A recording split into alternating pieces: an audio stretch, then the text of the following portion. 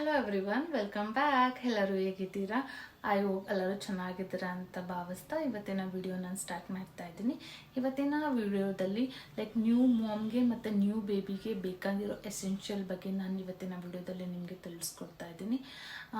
ನನಗೀಗ 4 months baby ಇದೆ. ನನಗೆ ಯಾವ್ಯಾವ ಥಿಂಗ್ಸ್ಗಳು ತುಂಬ ಯೂಸ್ಫುಲ್ ಆಯಿತು ಮತ್ತು ಯಾವ್ಯಾವುದು ಯೂಸ್ಫುಲ್ ಆಗಿಲ್ಲ ಅದ್ರ ಬಗ್ಗೆ ನಾನು ನಿಮಗೆ ಹೇಳೋಣ ಅಂತ ಅಂದ್ಕೊಂಡಿದ್ದೀನಿ. ಬಿಕಾಸ್ ತುಂಬ ಜನ ನ್ಯೂ ಮಾಮ್ಸ್ಗೆ ತುಂಬ ಟೆನ್ಷನ್ ಇರುತ್ತೆ, ನಾವೇನು ತೊಗೋಬೇಕು ಏನು ತೊಗೋಬಾರ್ದು ಅಂತ. ಅವ್ರಿಗೆಲ್ಲ ಈ ವಿಡಿಯೋ ಯೂಸ್ಫುಲ್ ಆಗುತ್ತೆ ಅಂತ ಅಂದ್ಕೊಂಡಿದ್ದೀನಿ.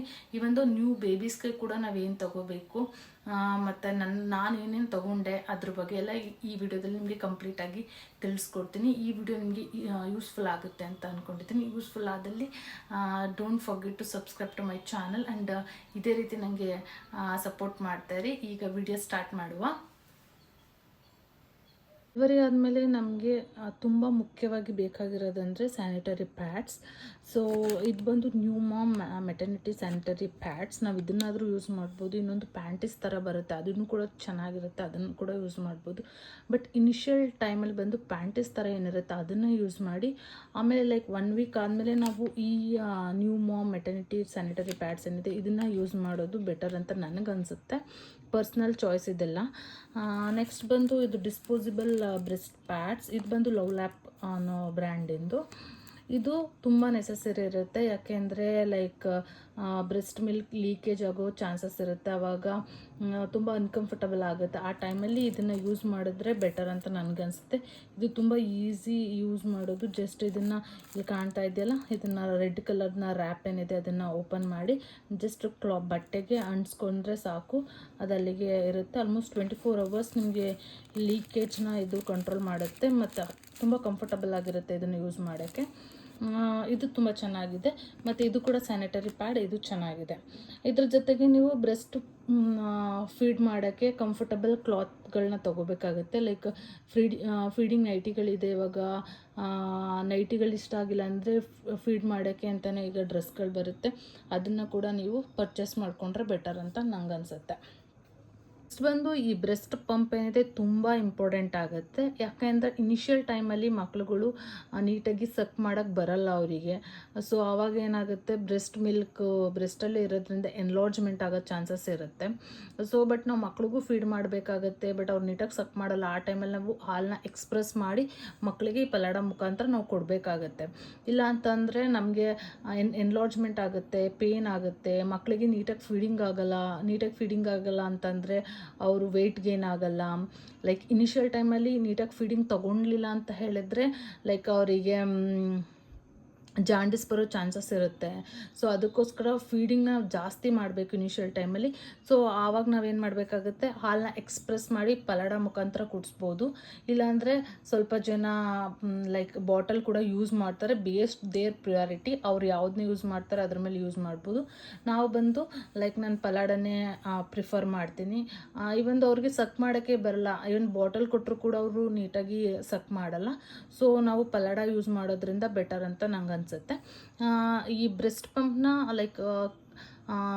ಒಂದು 2 months ಯೂಸ್ ಮಾಡ್ಕೊತೀವಿ ಅಷ್ಟೇ. ಆಫ್ಟರ್ ದಟ್ ಮಕ್ಕಳು ನೀಟಾಗಿ ಸಕ್ ಮಾಡ್ತಾರೆ, ಏನು ಯೂಸ್ ಮಾಡೋ ಅವಶ್ಯಕತೆ ಏನಿರಲ್ಲ. ಸೊ ನೀವು ಮ್ಯಾನ್ಯುವಲ್ ಆಗಿರೋದೇ ತೊಗೊಂಡ್ರೆ ಬೆಟರ್ ಅಂತ ನಂಗೆ ಅನಿಸುತ್ತೆ. ನೆಕ್ಸ್ಟ್ ಬಂದು ಮಕ್ಕಳು ಪ್ಯಾಂಟೀಸ್. ನಾವು ಬಂದು ಡೈಪರ್ ಆದರೂ ಯೂಸ್ ಮಾಡ್ಬೋದು. ಇಲ್ಲ ನಾವು ಡೈಪರ್ ಯೂಸ್ ಮಾಡಲ್ಲ ಅಂತ ಹೇಳಿದ್ರೆ ಇರುತ್ತೆ, ಕ್ಲಾತ್ ಮೆಟೀರಿಯಲ್ ಬರುತ್ತೆ, ಈ ಥರ ಕ್ಲಾತ್ ಆದರೂ ನಾವು ಯೂಸ್ ಮಾಡ್ಬೋದು, ಕಾಟನ್ದು. ಇಲ್ಲ ಅಂತಂದರೆ ಈ ಥರ ಸೂಪರ್ ಬಾಟಮ್ ಇದನ್ನಾದರೂ ಯೂಸ್ ಮಾಡ್ಬೋದು. 3 ಕೂಡ ಬೆಟರ್. ಸೂಪರ್ ಬಾಟಮ್ ಆದರೂ ಬೆಟರ್, ಕಾಟನ್ದು ಓಕೆ, ಡೈಪರ್ ಕೂಡ ಓಕೆ.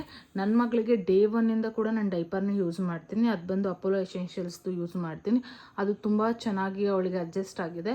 ಅವಳಿಗೆ ಯಾವುದೇ ರೀತಿ ರ್ಯಾಷಸ್ ಆಗಿಲ್ಲ, ಏನೂ ಆಗಿಲ್ಲ, ಈ ಒಂದು ಡೇ 1. ಸೊ ನನಗೆ ಅದು ಅಡ್ಜಸ್ಟ್ ಆಗಿದೆ. ಇಫ್ ಇನ್ ಕೇಸ್ ರ್ಯಾಷಸ್ ಆಯಿತು ಅಂದರೂ ಕೂಡ ಸಿಬಾಮೆಡ್ದು ಏನು ರ್ಯಾಶ್ ಕ್ರೀಮ್ ಇದೆ ಅದನ್ನು ಯೂಸ್ ಮಾಡಿದ್ರೆ ಬೇಗ ರ್ಯಾಷಸ್ ಎಲ್ಲ ಹೋಗುತ್ತೆ ಮಕ್ಕಳಿಗೆ. ದೆನ್ ನೆಕ್ಸ್ಟ್ ಇಂಪಾರ್ಟೆಂಟ್ ಥಿಂಗ್ ಬಂದು ಇದು ಬರ್ಪಿಂಗ್ ಕ್ಲಾತ್ ಏನಿದೆ ಇದು ತುಂಬ ಇಂಪಾರ್ಟೆಂಟು. ಇದು ಬಂದು ಮಸ್ಲಿನ್ ಕ್ಲಾತಿಂದ ಮಾಡಿರ್ತಾರೆ, ತುಂಬ ಸಾಫ್ಟಾಗಿರುತ್ತೆ. ಮಕ್ಕಳುಗಳಿಗೆ ಹಾಲು ಕುಡಿಸಾದ್ಮೇಲೆ ಬರ್ಪ್ ಮಾಡ್ತೀವಿ, ಆವಾಗ ಅವ್ರು ಸ್ವಲ್ಪ ತೇಗಿ ಅದನ್ನ ಸ್ಪ್ಲಿಟ್ ಔಟ್ ಮಾಡ್ತಾರೆ. ಸೊ ಆವಾಗ ನಾವು ಇದನ್ನು ನೀಟಾಗಿ ಅದ್ರದ್ದು ಬಾಯೆಲ್ಲ ಒರೆಸೋಕ್ಕೆ ಯೂಸ್ ಮಾಡ್ಕೋಬೋದು. ತುಂಬಾ ಸಾಫ್ಟಾಗಿದೆ ಮೆಟೀರಿಯಲ್. ನೆಕ್ಸ್ಟ್ ಬಂದುಬಿಟ್ಟು ಇದು ಮಕ್ಕಳನ್ನ ಸ್ವ್ಯಾಡಲ್ ಮಾಡೋಕ್ಕೆ ಯೂಸ್ ಮಾಡುವಂಥ ಕ್ಲಾತು. ಇದೆಲ್ಲ ಮಸ್ಲಿನ್ ಕ್ಲಾತು ಲವ್ ಲ್ಯಾಪ್ದು, ತುಂಬ ಸಾಫ್ಟಾಗಿರುತ್ತೆ. ಇನಿಷಿಯಲ್ ಟೈಮಲ್ಲಿ ಮಕ್ಕಳನ್ನ ಅಪ್ ಟು 2 ಮಂತ್ಸ್ವರೆಗೂ ನಾವು 2 ಇಲ್ಲಾಂದರೆ 1.5 ಮಂತ್ವರೆಗೂ ಕೂಡ ಅವನ್ನ ಸ್ವ್ಯಾಡಲ್ ಮಾಡಬೇಕಾಗತ್ತೆ. ಸೊ ಈ ಥರ ನಾವು ಸಾಫ್ಟಾಗಿರೋ ಮಸ್ಲಿನ್ ಕ್ಲಾತ್ ಬಟ್ಟೆಗಳನ್ನ ತಗೊಳ್ಳೋದ್ರಿಂದ ಮಕ್ಕಳು ತುಂಬ ಕಂಫರ್ಟಬಲ್ ಫೀಲ್ ಆಗುತ್ತೆ.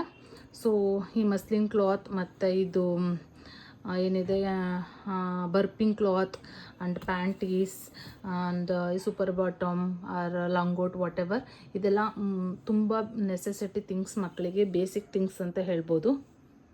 ಬಂದು ಈ ಫೀಡ್ ಮಾಡೋಕ್ಕೆ ಇದನ್ನು ಯೂಸ್ ಮಾಡ್ತಿದ್ದೆ ನಾನು. ಇನಿಷಿಯಲಲ್ಲಿ ನನ್ನ ಮಗಳು ನೀಟಾಗಿ ಸಕ್ ಮಾಡ್ತಾ ಇರಲಿಲ್ಲ. ಸೊ ಅವಳಿಗೆ ನಾನು ಎಕ್ಸ್ಪ್ರೆಸ್ ಮಾಡಿ ಬ್ರೆಸ್ಟ್ ಮಿಲ್ಕೆ ಕೊಡ್ತಾಯಿದ್ದೆ. ಸೊ ಆವಾಗ ಇದು ಯೂಸ್ಫುಲ್ ಆಗ್ತಾಯಿದ್ದು, ಬಿಕಾಸ್ ಅವಳಿಗೆ ಫೀಡ್ ಮಾಡೋದ್ರಿಂದ ಬಟ್ಟೆ ಮೇಲೆಲ್ಲ ಚೆಲ್ಕೊತಾಯಿದ್ರು, ಕತ್ತತ್ರ ಎಲ್ಲ ಹಾಕ್ತಾಯಿತ್ತು. ಬಟ್ಟೆ ಚೇಂಜ್ ಮಾಡೋಕ್ಕೆ ಪದೇ ಪದೇ ಚೇಂಜ್ ಮಾಡ್ತಿದ್ರೆ ಇರಿಟೇಟ್ ಆಗ್ತಾರೆ. ಸೊ ಆ ಟೈಮಲ್ಲಿ ಇದನ್ನು ಹಾಕ್ಬಿಟ್ಟು ಅವ್ರಿಗೆ ಫೀಡ್ ಮಾಡಿದ್ರೆ ತುಂಬ ಬೆಟರ್ ಅಂತ ನನಗನ್ಸುತ್ತೆ. ನೆಕ್ಸ್ಟ್ ಬಂದು ಡ್ರೈ ಮ್ಯಾಟ್ ಬಂದು ಲೈಕ್ ಸುಸು ಮಾಡ್ಕೊಂಡಾಗ ನಾವು ಯಾವುದೇ ರೀತಿ ಬಟ್ಟೆಗೆ ಆಗಬಾರ್ದು ಅಂತ ಯೂಸ್ ಮಾಡ್ತಾರೆ. ಇದು ಕೂಡ ತುಂಬ ನೆಸೆಸರಿ ಥಿಂಗ್. ನೆಕ್ಸ್ಟ್ ಬಂದು ಈ ಮಿಟ್ಟನ್ಸ್ ಮತ್ತು ಸಾಕ್ಸ್ ಮತ್ತು ಕ್ಯಾಪ್, ಲೈಕ್ ಮಕ್ಕಳನ್ನ ಇನಿಷಿಯಲ್ ಟೈಮಲ್ಲಿ ತುಂಬ ಬೆಚ್ಚಗಿಡಬೇಕಾಗುತ್ತೆ. ಸೊ ಅದಕ್ಕೋಸ್ಕರ ನಾವು ಈ ಸಾಕ್ಸ್ ಮತ್ತು ಮಿಟ್ಟನ್ಸ್ ಮತ್ತು ಕ್ಯಾಪ್ಸ್ನ ನಾವು ರೆಗ್ಯುಲರಾಗಿ ಹಾಕಿರಬೇಕು. ಮಕ್ಕಳು ತುಂಬ ಬೆಚ್ಚಗಿರ್ತಾರೆ, ಕಿವಿ ಮತ್ತು ಕಾಲು ಕೈ ಎಲ್ಲ ಕ್ಲೋಸ್ ಆಗಿದ್ದರೆ. ಸೊ ಅದಕ್ಕೋಸ್ಕರ ಲೈಕ್ ಅಪ್ ಟು 3 ಮಂತ್ಸ್ವರೆಗೆ ಮಕ್ಕಳನ್ನ ತುಂಬ ಬೆಚ್ಚಗಿಡಬೇಕಾಗುತ್ತೆ. ಸೊ ಮಿಟ್ಟನ್ಸ್, ಸಾಕ್ಸ್ ಮತ್ತು ಕ್ಯಾಪ್ನ ಲೈಕ್ ನಾವು ಮಗು ಆಗೋಕ್ಕಿಂತ ಮುಂಚೆನೇ ನಾವು ಪರ್ಚೇಸ್ ಮಾಡಿದ್ರೆ ಬೆಟರ್ ಅಂತ ನಂಗೆ ಅನಿಸುತ್ತೆ. ಇದು ಬಂದು ಫೀಡಿಂಗ್ ಪಿಲ್ಲೋ. ಇದು ಬಂದು ನನಗೆ ತುಂಬ ಯೂಸ್ಫುಲ್ ಆಯಿತು. ಯಾಕೆಂದರೆ ಮಕ್ಕಳು ಹುಟ್ಟಿದಾಗ ತುಂಬ ಸಣ್ಣದಾಗಿರ್ತವೆ, ಅವನ್ನ ನಾವು ಹ್ಯಾಂಡಲ್ ಮಾಡೋಕ್ಕೆ ತುಂಬ ಡಿಫಿಕಲ್ಟಿ ಆಗುತ್ತೆ. ಸೊ ನಾವು ದಿಂಬು ಮುಂದೆ ಒಂದು ದಿಂಬು ಇಟ್ಕೊಂಡು ಮತ್ತು ಹಿಂದೆ ಒಂದು ದಿಂಬು ಹಾಕ್ಕೊಂಡು ನಾವು ಫೀಡ್ ಮಾಡೋಕ್ಕೋದ್ರೆ ತುಂಬ ಕಂಫರ್ಟಬಲಾಗಿ ಅಷ್ಟೊಂದು ಇರೋಲ್ಲ. ಸೊ ಅದಕ್ಕೋಸ್ಕರ ನಾನು ಈ ಫೀಡಿಂಗ್ ಪಿಲ್ಲೋ ತೊಗೊಂಡೆ. ನೀಟಾಗಿ ಬೆಂಗೂ ಕೂಡ ಸಪೋರ್ಟ್ ಸಿಗ್ತಾಯಿತ್ತು. ಈಗ ನನ್ನ ಮಗಳಿಗೆ ಬಂದು 4 ತಿಂಗಳು, ಬಟ್ ಸ್ಟಿಲ್ ನಾನು ಫೀಡಿಂಗ್ ಪಿಲ್ಲೋ ಯೂಸ್ ಮಾಡಿಕೊಂಡೆ ಫೀಡ್ ಮಾಡೋದು. ನನಗೆ ತುಂಬ ಯೂಸ್ಫುಲ್ ಆಗಿದೆ ಈ ಪಿಲ್ಲೋ ಅಂತೂ. ಇದರಿಂದ ಬೆನ್ನು ಅಂತೂ ಜಾಸ್ತಿ ಆಗೋಲ್ಲ ಮತ್ತು ಆರಾಮ್ಸೆ ಫೀಡ್ ಮಾಡ್ಬೋದು. ಆಲ್ಮೋಸ್ಟ್ 30 ಮಿನಿಟ್ಸ್ ಫೀಡ್ ತೊಗೊಂಡ್ರೂ ಪರವಾಗಿಲ್ಲ, 45 ಮಿನಿಟ್ಸ್ ಫೀಡ್ ತೊಗೊಂಡ್ರೂ ಪರವಾಗಿಲ್ಲ. ನೀಟಾಗಿ ಇದನ್ನು ಹಾಕ್ಕೊಂಡು ಬೆನ್ನಿಗೆ ಗ್ರಿಪ್ಪಾಗಿ ಕೂತ್ಕೊಳ್ಳುತ್ತೆ, ನಾವು ನೀಟಾಗಿ ಫೀಡ್ ಮಾಡ್ಬೋದು. ಇದು ಬಂದು ನನಗೆ ತುಂಬ ಯೂಸ್ಫುಲ್ ಆದಂಥ ಪ್ರಾಡಕ್ಟು. ಇದು ಬಂದು ನಾನು ಬೇಬಿ ಹಗ್ ಬ್ರ್ಯಾಂಡಿಂದ ತೊಗೊಂಡಿದ್ದು. ಚೆನ್ನಾಗಿದೆ ಈ ಫೀಡಿಂಗ್ ಪಿಲ್ಲೋ. ನೀವು ನೋಡ್ತಾ ಇದ್ದಾರಲ್ಲ, ಇನ್ನೂ ಆಲ್ಮೋಸ್ಟ್ 4 ಮಂತ್ಸ್ ಆಗಿದೆ, ರೆಗ್ಯುಲರಾಗಿ ಯೂಸ್ ಮಾಡಿ. ಆದರೂ ಕೂಡ ಒಳ್ಳೆ ಕಂಡೀಷ್ನಲ್ಲ ಇದೆ ಈ ಪಿಲ್ಲೋ. ಇವಾಗ ನೀವು ನೋಡ್ತಾ ಇರೋ ಪ್ರಾಡಕ್ಟ್ ಬಂದು ಬೆಡ್ ಕಮ್ ಮಸ್ಕಿಟೋ ನೆಟ್ ಇರೋದು. ತುಂಬಾ ಯೂಸ್ಫುಲ್ ಆಯಿತು ನಮಗೆ, ಬಿಕಾಸ್ ಎಲ್ಲಿ ನೋಡಿದ್ರೂ ಸೊಳ್ಳೆ ಇರುತ್ತೆ, ಮಕ್ಕಳಿಗೆ ಎಲ್ಲಿ ಕಚ್ಚಿಬಿಡುತ್ತೆ ಅಂತ ಭಯ ಆಗ್ತಾ ಇರುತ್ತೆ. ಆ ಟೈಮಲ್ಲಿ ತೊಗೊಂಡಿದ್ದು ಪ್ರಾಡಕ್ಟ್ ಇದ್ದು. ಆಲ್ಮೋಸ್ಟ್ ಅವಳಿಗೆ 3.5 ಮಂತ್ಸ್ ತನಕ ಇದನ್ನು ಯೂಸ್ ಮಾಡ್ತಾಯಿದ್ವಿ. ಈಗ ರೈಟ್ನೂ ಇದನ್ನು ಯೂಸ್ ಮಾಡ್ತಾ ಇಲ್ಲ, ಯಾಕೆಂದರೆ ಇವಾಗ ಆಲ್ಮೋಸ್ಟ್ ಇದರಷ್ಟು ಉದ್ದ ಬೆಳೆದ್ಬಿಟ್ಟಿದ್ದಾಳೆ, ಅವಳಿಗೆ ಕಂಫರ್ಟಬಲ್ ಆಗೋಲ್ಲ. ಬಟ್ ಮಕ್ಕಳಿಗೆ 3.5 ತಿಂಗಳ ತನಕ ನಾವು ಆರಾಮ್ಸೆ ಯೂಸ್ ಮಾಡ್ಬೋದು ಈ ಬೆಡ್ ಕಮ್ ಮಸ್ಕಿಟೋ ನೆಟ್ಟು. ತುಂಬ ಯೂಸ್ಫುಲ್ ಆಯಿತು ನನಗಂತೂ. ಇದನ್ನು ಈ ರೀತಿ ನಾವು ಫೋಲ್ಡ್ ಮಾಡಿ ನಾವು ಕೂಡ ಇಟ್ಕೊಬೋದು. ಲೈಕ್ ನಾನು ಇದನ್ನು ಬೇಬಿ ಹಗ್ಗಲ್ಲೇ ತೊಗೊಂಡಿದ್ದು. ತುಂಬ ಒಳ್ಳೆಯ ಪ್ರಾಡಕ್ಟು, ತುಂಬ ಚೆನ್ನಾಗಿದೆ. ಇದು ಬಂದು ಮಸ್ಕಿಟೋ ನೆಟ್ಟು. ನಾವು ಇನ್ ಕೇಸ್ ಬೆಡ್ಡಲ್ಲೆಲ್ಲ ಮಲಗಿಸ್ಕೊಂಡಾಗ ಇದನ್ನು ನೆಟ್ಟಾಕಿ ಇಡ್ಬೋದು. ಇದೆಲ್ಲ ಬಂದು ಮಸ್ಕಿಟೋಸಿಂದ ಪ್ರೊಟೆಕ್ಟ್ ಮಾಡೋಕ್ಕೋಸ್ಕರ ನಾನು ನನ್ನ ಮಗಳಿಗೆ ತೊಗೊಂಡಿದ್ದು. ತುಂಬಾ ಯೂಸ್ಫುಲ್ ಆಯಿತು ಈ ಪ್ರಾಡಕ್ಟ್ ಕೂಡ. ಇದನ್ನು ಬೇಡ ಆದಾಗ ನಾವು ಇದನ್ನು ಕ್ಲೋಸ್ ಕೂಡ ಮಾಡ್ಕೊಬೋದು. ಈ ಥರ ಮಸ್ಕಿಟೋ ಪ್ಯಾಚಸ್ ಕೂಡ ಅವೈಲೇಬಲ್ ಇದೆ ಮಾರ್ಕೆಟಲ್ಲಿ, ಆ್ಯಂಟಿ ಮಸ್ಕಿಟೋ ಪ್ಯಾಚಸ್ ಅಂತ ಹೇಳಿ. ಲೈಕ್ ತುಂಬ ಬ್ರ್ಯಾಂಡ್ಸ್ದು ಅವೈಲೇಬಲ್ ಇದೆ. ಇದನ್ನು ತೊಗೊಂಡು ನೀವು ಯೂಸ್ ಮಾಡ್ಕೋಬೋದು ಮಗು ಬಟ್ಟೆಗೆ, ಇಲ್ಲ ಅಂಥರದ್ದು ಮಲ್ಕೊಳ್ಳೋ ಜಾಗದಲ್ಲಿ ನಾವು ಇದನ್ನು ಸ್ಟಿಕ್ ಮಾಡೋದ್ರಿಂದ ಸೊಳ್ಳೆಗಳಿಂದ ನಾವು ಮಗುನ ಪ್ರೊಟೆಕ್ಟ್ ಮಾಡ್ಬೋದು. ಇದು ಕೂಡ one of the convenient product ಅಂತ ನನಗನ್ಸಿದ್ದು. ಹೊರಗಡೆ ಎಲ್ಲ ಕರ್ಕೊಂಡು ಹೋಗ್ಬೇಕಾದ್ರೆ ಮಗು ಬಟ್ಟೆಗೆ ನಾವು ಸ್ಟಿಕ್ ಮಾಡಿಬಿಟ್ರೆ ಯಾವುದೇ ರೀತಿ ಸೊಳ್ಳೆ ಎಲ್ಲ ಕಚ್ಚಲ್ಲ ಮಕ್ಕಳಿಗೆ. ನೆಕ್ಸ್ಟ್ ಬಂದು ಮಕ್ಕಳು ಬಟ್ಟೆ.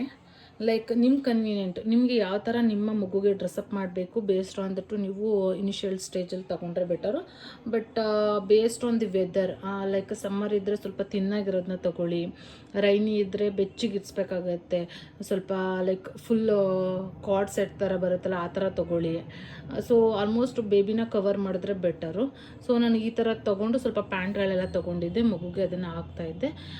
ಇಫ್ ಇನ್ ಕೇಸ್ ನನ್ನ ಮಗಳದು ವಾರ್ಡ್ರೋಬ್ ಟೂರ್ ಏನಾದರೂ ಬೇಕಂತ ಹೇಳಿದರೆ ನನಗೆ ಕಮೆಂಟ್ ಸೆಕ್ಷನಲ್ಲಿ ತಿಳಿಸ್ಕೊಡಿ. ಇವಾಗ ಆಲ್ಮೋಸ್ಟ್ ಮಾನ್ಸೂನ್ ಆಗಿರೋದ್ರಿಂದ ನಾನು ತುಂಬ ಅವಳಿಗೆ ಕಲೆಕ್ಷನ್ ಮಾಡಿದ್ದೀನಿ. ತುಂಬ ಕಾರ್ಡ್ ಸೆಟ್ಗಳು ಮತ್ತು ಸ್ವೆಟರ್ಸ್ಗಳು ಲೈಕ್ ಹೆಡ್ ಕ್ಯಾಪ್ಸ್ ಎಲ್ಲ ಕಲೆಕ್ಟ್ ಮಾಡಿದ್ದೀನಿ. ಸೊ ಅದೇನಾದರೂ ಬೇಕಂತ ಹೇಳಿದರೆ ನಾನು ನೆಕ್ಸ್ಟ್ ವಿಡಿಯೋದಲ್ಲಿ ಅದನ್ನು ಕೂಡ ನಿಮಗೆ ತೋರಿಸ್ಕೊಡ್ತೀನಿ. ಇದು ಬಂದು ನನ್ನ ಮಗಳಿಗೆ ಯೂಸ್ ಮಾಡೋ ಕ್ರೆಡಲ್ಲು. ಇದನ್ನು ತುಂಬ ಜನ ಕೇಳ್ತಾಯಿದ್ರು ಎಲ್ಲಿ ತೊಗೊಂಡ್ರಿ ಏನು ಅಂತ ಹೇಳಿ. ಇದನ್ನು ಬಂದು ಸ್ಟಾರ್ ಆ್ಯಂಡ್ ಡೈಸಿ ಅಂತ ಹೇಳಿ ಒಂದು ಆ್ಯಪ್ ಇದೆಯಲ್ಲ, ಅದರಲ್ಲಿ ತೊಗೊಂಡಿದ್ದು. ತುಂಬ ಚೆನ್ನಾಗಿದೆ. ನಾನು ಕಂಪ್ಲೀಟ್ ಸೆಟ್ಟು ಬೆಡ್ ಮತ್ತು ಮಸ್ಕಿಟೋನ್ಸ್ ನೆಟ್ ಎಲ್ಲ ಇರೋದೆಲ್ಲ ತೊಗೊಂಡೆ. ತುಂಬ ಚೆನ್ನಾಗಿ ಯೂಸ್ಫುಲ್ ಆಯಿತು. ಇನ್ನೂ ಸ್ವಲ್ಪ ಅವಳು ದೊಡ್ಡೋಳಾದರೂ ಕೂಡ ಇದರಲ್ಲಿ ಆಲ್ಮೋಸ್ಟ್ ಅವಳು 1-2 ವರ್ಷದ ತನಕ ಆರಾಮ್ಸೆ ಇರ್ಬೋದು. ಇವಾಗ ರೈಟ್ ನಾವು ಸ್ವಿಂಗಿಂಗ್ ಮೂಡಲ್ಲಿದೆ. ದೆನ್ ಅದನ್ನು ನೆಕ್ಸ್ಟ್ ನಾವು ಚೇಂಜ್ ಮಾಡಿ ಬೆಡ್ ಥರ ಕೂಡ ಮಾಡ್ಕೋಬೋದು. ಇನ್ನು ಫ್ಯೂಚರ್ ಡೇಸಲ್ಲಿ ನಾನು ಇದನ್ನು ಯಾವ ರೀತಿ ಬೆಡ್ ಮಾಡ್ಕೊಳ್ಳೋದು ಅಂತೆಲ್ಲ ನಾನು ತಿಳಿಸ್ಕೊಡ್ತೀನಿ. ಐ ಹೋಪ್ ಈ ವಿಡಿಯೋ ಇಷ್ಟ ಆಯಿತು ಅಂತ ಅಂದ್ಕೊಂಡಿದ್ದೀನಿ. ಇಷ್ಟ ಆಗಿದ್ದಲ್ಲಿ ಲೈಕ್ ಮಾಡಿ ಮತ್ತು ಶೇರ್ ಮಾಡಿ, ಮತ್ತು don't forget to subscribe to my channel. And thank you for watching.